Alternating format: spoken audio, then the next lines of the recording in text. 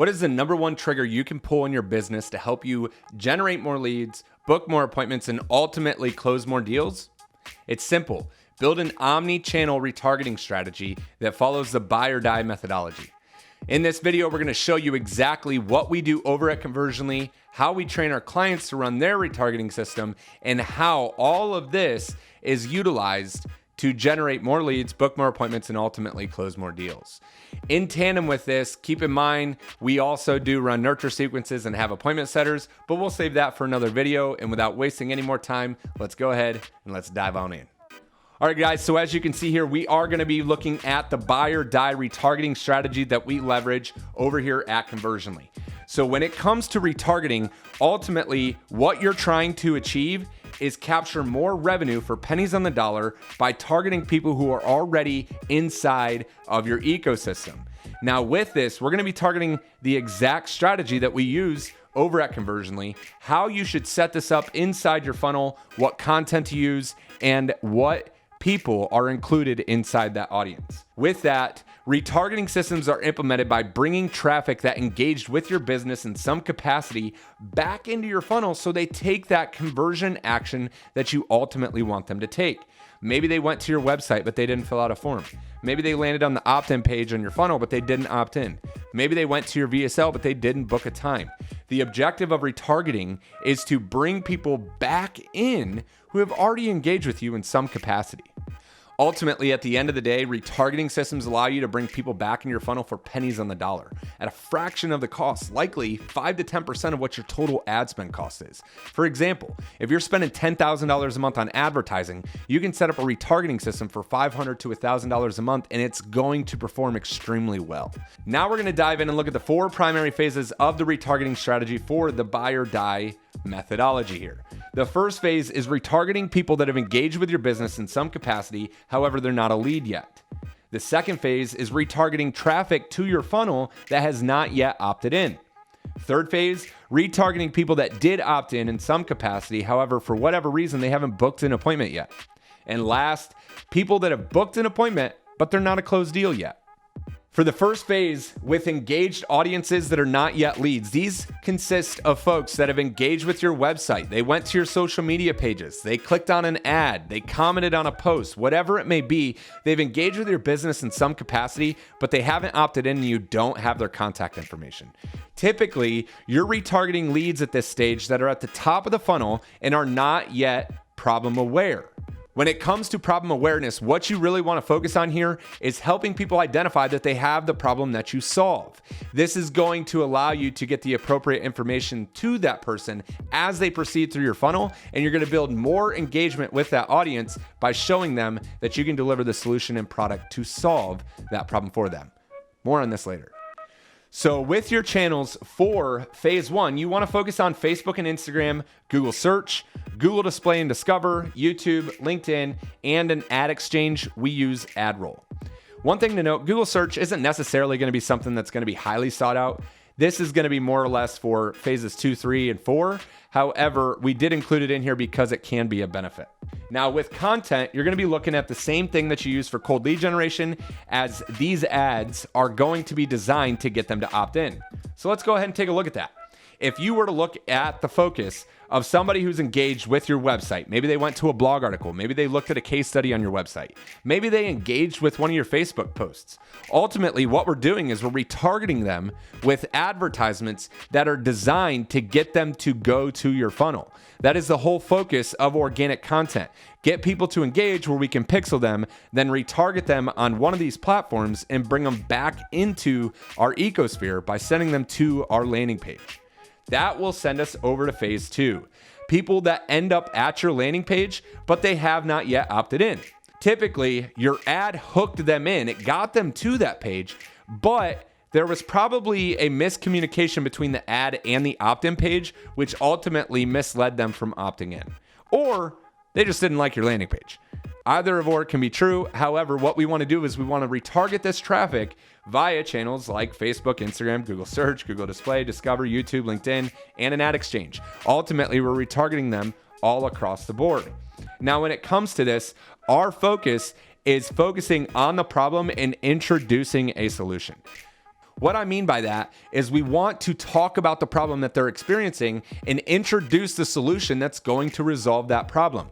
We're not trying to sell them on us. We're not trying to sell them on the product. We're trying to sell them on why that solution is the resolution to their problems. For example, a lot of the problems that our customers over at Conversionly face is they cannot generate enough leads for their business, and they are terrible about booking appointments on their calendar every single month.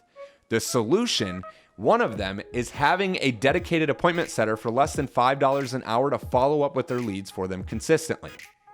At this phase, we want to focus our content just like we did in phase one with cold lead generation ads. However, we're going to look at different angles and approaches here. Typically, what we're going to do with these ads is this is going to be kind of like a bucket holder or a catch-all, where previously performing ads are utilized here, but they're not performing best at our regular cold lead generation. We use this as kind of like a catch-all where we just pour all of our good old cold lead generation ads at this stage, and that's what we leverage. Alternatively, you can group phase one and phase two into the same audience, and that can still provide good results. In both scenarios for phase one and phase two, our main objective is to drive the engaged audiences that are not leads back over to the opt-in page of our funnel. The design is to get them there so they opt in, and now we have their information so we can leverage our appointment setters and our drip sequences, as well as other targeting campaigns, to bring them into the funnel and obviously get that appointment on the calendar. Now, let's go ahead. Let's take a look at phase number 3. It is going to be leads that have not yet booked an appointment. These are people that went to your funnel, they filled out on the opt-in page, and then they did not proceed any farther through the funnel. They may have ended up at your VSL, they could have landed on your sales page, but ultimately they didn't proceed with booking an appointment. This typically is people who disqualified themselves by your VSL, your webinar, whatever it is. They could have gotten turned off, or maybe they got distracted. Ultimately, what you want to use at this point is retarget these leads with addressing other pains, fears, desires, actions inside of your content and handle objections relative to the solution awareness that we're trying to generate at this point. The channels that we're going to use are going to be Facebook, Instagram, Google Search, Google Display and Discover, YouTube, LinkedIn, Ad Exchange, and AdRoll. If we see how this correlates to our funnel, again, we had the opt-in page, they signed up here, and then they went to our VSL, our sales page, whatever you want to call it, and they did not proceed forward. In this case, we're going to create a little sphere here on where we retarget the ads. We're going to direct them to the calendar, and then we're going to retarget them with the ads and send them to the calendar. The placements that we're going to utilize are going to be LinkedIn, Google ads. We're going to use Facebook, Instagram, YouTube ads, and banner ads. Ultimately, what we're focusing on here is solution-oriented content, case studies that support the hypothesis that your solution is the right solution for their problem. Again, you're going to see a common theme here, and everything that we teach our clients over at Conversionly is you have to be aware of where your client is along the customer journey and what level of awareness they have on your products or services. If you do not have a clear picture of this, it's going to be extremely difficult to communicate your messaging through organic content, advertisements, your landing page, your nurture sequences, etc., as all these pieces play into the role of moving that lead who is not problem aware to completely sold and paying you money.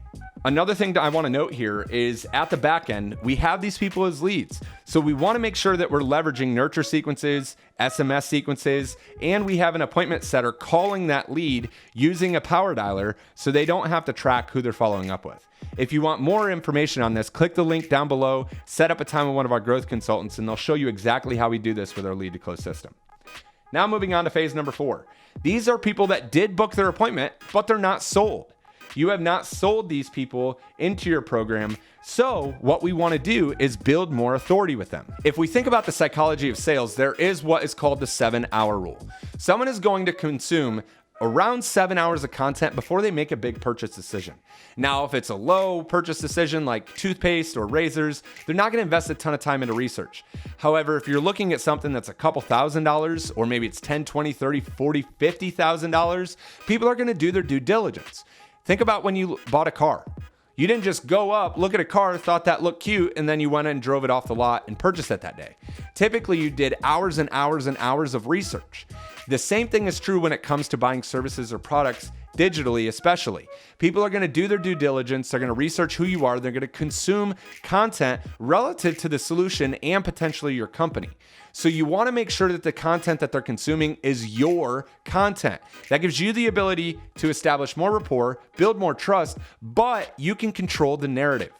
So when it comes to retargeting people that have booked an appointment, you want to stay in front of them with value-driven content and also testimonials. As you can see here, we're leveraging channels that we can host video advertisements on. The reason being is at this point, we're not getting them to take an action to buy. We're just building more rapport and trust. So we're going to leverage video to be the medium in which we do that. Facebook, Instagram, YouTube, and LinkedIn are all great channels in which you can run low-cost ads to retarget people in a specific audience. One thing to note is if you're looking at YouTube for retargeting audiences and Facebook, you do have to have a sizable audience for YouTube, Google, Facebook, etc. to be able to deliver these ads. What I mean by that is YouTube, Google, Facebook, they will display the size of your audience and determine whether or not they can serve those ads on that platform. So as you can see here, as we move people through our funnel, the size of the audience gets smaller. Google will typically display when you can serve ads to this audience. For example, if the audience is too small to serve, then you will not be able to retarget that audience specifically on the platform respective of what is in the heading. Again, one big key I want to touch on here. As somebody books an appointment, you want to be delivering and serving ads to them that are going to be value driven, so they're going to deliver more value to them. For instance, I could use this exact video as a retargeting advertisement because it's value driven content. With that, also use testimonial videos. When you have clients speaking on your behalf and they are talking about how good your service is, it's hard to deny that it is a good service to move forward with. Ultimately, you want to get these ads served and delivered to the booked appointments as soon as possible. That way, by the time they show up for that sales appointment, they're already primed and have seen your face several times. Now, where this shows inside the funnel is you have somebody that goes through, they booked an appointment, potentially they filled out an application depending on how your funnel's designed, and then you are retargeting them with those ads until they get down to the purchase decision. Okay, so when it comes to this, think of this as another loop. They booked an appointment, they're getting served retargeting ads, and they're gonna keep getting these as long as we possibly can until they make that purchase decision. This is designed to make sure you are continuously building awareness, and even if they're not a yes today, they could be a yes tomorrow. Now, moving forward, how are we going to track all this? One great tool that you can leverage is Google Tag Manager. Google Tag Manager is actually a system that allows you to track your pixels in one area so you don't slow down the speed of your landing page, your funnel, your website, etc. by having 27 different pixels trying to track people.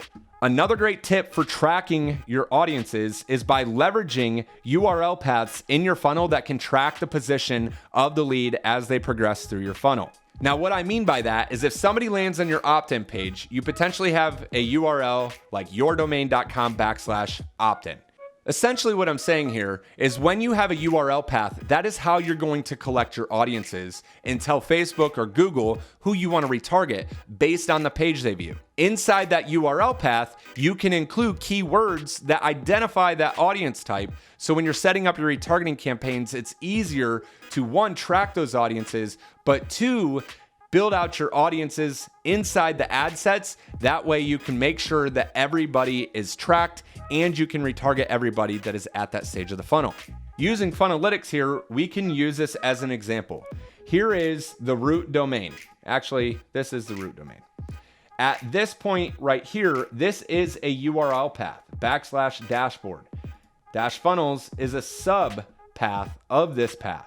Okay, essentially what we want to make sure we're doing is putting in keywords in this URL path that we can then determine as part of our audience. So to reference an example of this, we use the page path demo-SQL. That SQL informs us that this person is part of our leads. For instance, what we use in Google is we track our leads by using the URL path demo-SQL.